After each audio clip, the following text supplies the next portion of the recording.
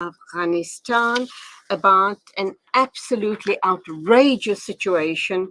And that obviously has to do with the fact that President Joe Biden is starting to clear legal path for relatives of victims of the September 11 attacks to pursue $3.5 billion that Afghanistan Central Bank had deposited in New York before the Taliban takeover, whilst also seeking to steer a roughly equal amount towards spending to aid the Afghan people.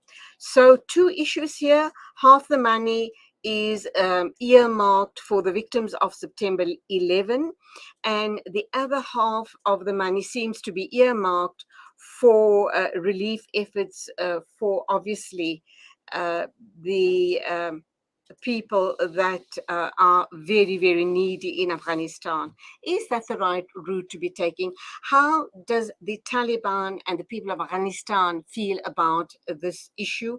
The money is rightfully theirs. Why should half of this money be going to victims of 9/11? Have the people in Taliban not already paid the price for those 9/11 attacks? Assalamu alaikum, Professor. Welcome to the program. Alaikum assalam wa rahmatullahi wa barakatuh. Let me greet you and greet your listeners, the listeners of Salaam Media, and all the South African citizens, South African people, and those who are listening our talk. Assalamu alaikum wa rahmatullah. Wa alaikum assalam. This is absolutely outrageous, is it not?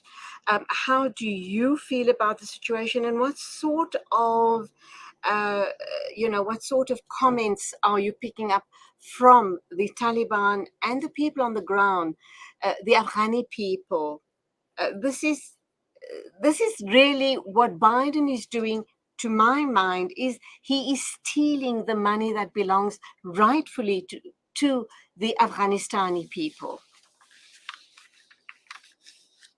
Here, the people, Afghan people on the street, other place, they say Joe Biden, he's not in his sense. Maybe he was under drunk. He was drunk when he made this statement, or he signed that thing, because it's not logical. You see, someone else come and give the other person's property to someone else. Who authorized President Joe Biden to do so? Yes, of course, he's authorized to do with the American money or American resources, what they have. But with a third country, we the reserve of the Afghanistan bank and the American banks, those are all the property of Afghan nation, not the property of Americans, or nobody authorized Joe Biden. We feel this is we can see really the law of jungle, how it's implemented here. Someone robs us. Joe Biden and his administration, in the last 20 years, they robbed the resources of Afghanistan, uranium to be still accounted for. In the last 20 years, they robbed the uranium from Afghanistan, from Helmand and other places.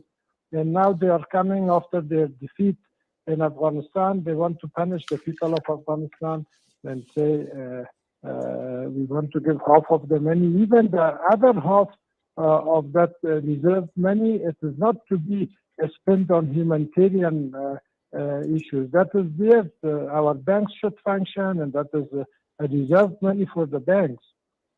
I think United States are losing their credibility to the world. I think the other countries, they must know that they are not trustworthy people to put their reserves there. Every country, the other people, they must withdraw their reserves from American banks, because they are not other thing else. They are thieves. They are robbers. They are acting not logical. So this is how Okay. in Kabul they're feeling. Okay, Professor. So we understand that Joe Biden is going to be signing an executive order to go ahead to give him the permission to go ahead to carry out these actions. I'm wondering what is it that the Taliban can do and the people of Afghanistan for him to stop him in his tracks, to not play God with the money and the lives of the people of Afghanistan. Which other countries could possibly, or which organization, maybe the United Nations or some other organization, to speak on behalf of Afghanistan, because clearly they are not. By this action, it indicates that the Western world refuses to recognize the Taliban as the legitimate new government of Afghanistan. I think we are calling upon we are appealing to all the human rights organizations, we are appealing to the international organizations and those people who are sympathizing with Afghanistan, with the people who are now facing a very difficult situation, humanitarian situation in Afghanistan, which is also a cause of American and NATO withdrawal and NATO interference in Afghanistan issues, in Afghanistan affairs. So we're calling upon all these people to take a stand against this mad person, this mad president of USA, Mr. Joe Biden. I think he is not in his sense. He must come to his sense and let the assets of Afghanistan be released, and that not to be spent in even humanitarian work or whatever. That is the right of the people of Afghanistan. This money doesn't belong to the government. This is one thing, it should be very clear. It doesn't belong to the government. That money belongs to the people of Afghanistan, and the people of Afghanistan, they would authorize who to and how to use that money. It's not Joe Biden who will decide about that. So this would be very silly to come here and make decision or sign anything to distribute other people's money to the in another way. So we calling upon all the humanitarian organizations. We're calling upon human rights organizations and international organizations to stop this match from signing this executive order. Okay, Professor, you are an academic. You've given us your view on this issue. What is the Taliban saying about it? And I'm wondering, you are calling on other world leaders, you are calling on human rights organizations to support the people of Afghanistan. What more can be done, and what is the Taliban saying? Because this seems to be an outright way of the West punishing the Taliban for what they perceive as being possibly, anti-female, and also the fact that in the past, way back in the past, that the Taliban was some way aligned with Al Qaeda. How does Afghanistan go about changing that narrative, showing the world that the Taliban is intent on running the country that is Afghanistan in the proper manner and allowing women their freedoms, their rights, and getting Afghanistan back on its feet?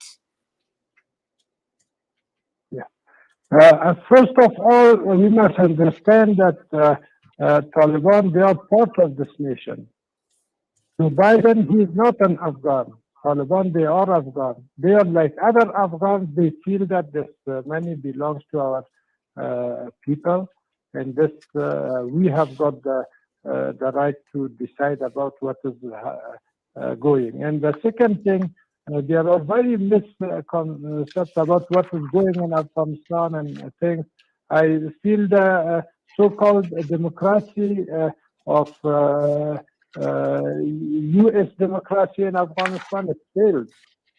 And there's many elections which happened here. It was always and it was